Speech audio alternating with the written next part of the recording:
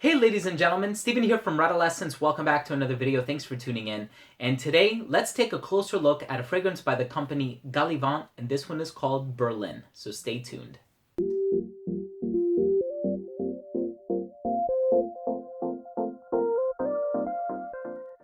Now this fragrance was released in 2017, and just in case you don't know, Gallivant is a company that makes fragrances that are named after various worldwide locations.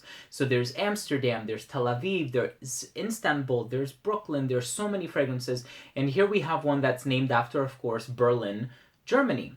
Now, in case you don't know, their bottles are available in these small 30 ml, 1 ounce standard sizes that makes it very easy to travel with. So that sort of goes along with the whole theme of having fragrances named after different locations.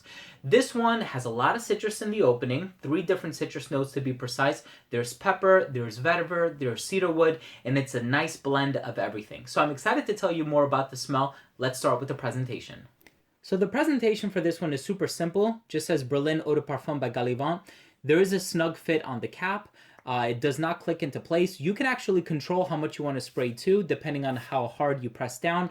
It's a bit of a narrow distribution, but it gets the job done. Let's go ahead and continue with the smell.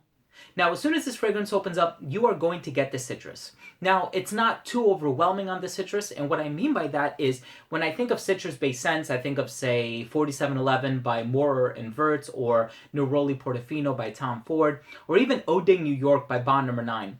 But in those fragrances, it's all about the citrus, so there's a lack of complexity, if I may. Here, it's not all about the citrus. You get a lot of citrus, and it is short-lived, but it makes for a really nice and pleasant introduction, although it's not overly effervescent. So you are going to get the lemon, and you're going to get a little bit of clementine orange. And it works really nicely to produce a level of warmth with a little bit of pepper to sort of offset all of the citrusy notes in the intro. And then once it dries down, you are going to get a bit of it, that vetiver and cedarwood dry down. I think the woodsy presence is not too overwhelming and it's not too strong. The green vibe of the fragrance is not too strong either, but both of those notes work very well in conjunction with one another. I think the one standout note in this fragrance is the note of black tea. Now, a lot of us have experience when it comes to the note of tea as it's used in perfumes. So, of course, there's Gucci Pour Homme 2, there's Tea for Two by L'Artisan Parfumeur. And what I can say in this scent is that it adds a level of tranquility to the fragrance. It's smooth, it's calm, it's well-rounded. It's even perhaps a little bit floral. I don't think that there are any other florals in here, but I think the tea note in conjunction with the vetiver really work towards producing that vibe. All in all, I think it's a very easy to wear scent, and I think it's completely unisex. I like how there's not too much of anything in here, that everything just kind of works really well with one another. If you want a scent that's more robust or a scent that's heavier on the citrus, I would try Brooklyn. If you want a scent that is a bit more on the floral side where the florals really prevail, I would definitely recommend Tel Aviv. If you want something a bit more ambery, I would recommend Istanbul. That one definitely has the resins and everything. It's really well done, the incense.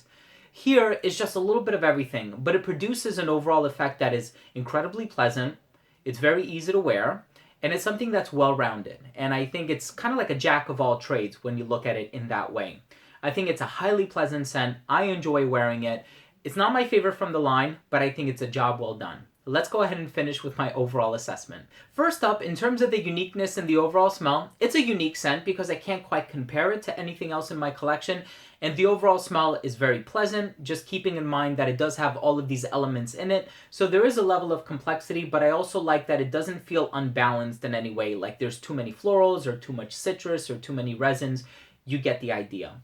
Longevity was a solid 6 hours. Projection was excellent for the first hour to hour and a half. It did become a skin scent at like the 5-hour mark, but the longevity and the performance on this one is pretty solid. It gets me through my workday, and that's really all that I'm looking for.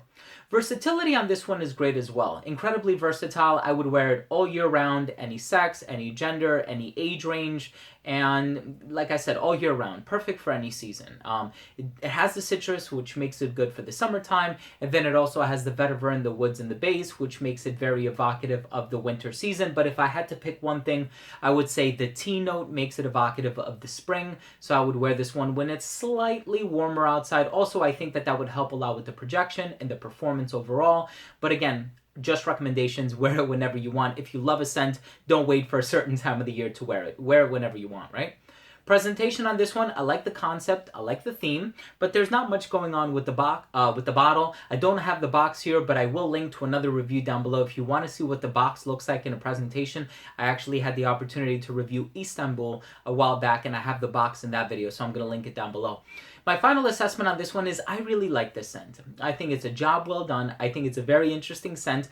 I personally haven't made the connection with Berlin. I've never been to Berlin. So I kind of wish there were this sort of nostalgic element to it where I smell it and it transports me there. But it's nice to be able to smell the fragrance, close your eyes, and just imagine yourself either on a busy city street or somewhere in a more rural area, whatever the case may be. I think it's a job well done. They did an incredible job with this scent. So I look forward to trying the other fragrances from the collection and whatever new releases they have under their belt or that they're working on. I am so totally looking forward to that. So there you have it, ladies and gentlemen. Thank you so much for tuning in. That was my review on Berlin by the company Gallivant. If you own or have tried any scent from this collection, please let me know what you think. Leave a comment down below.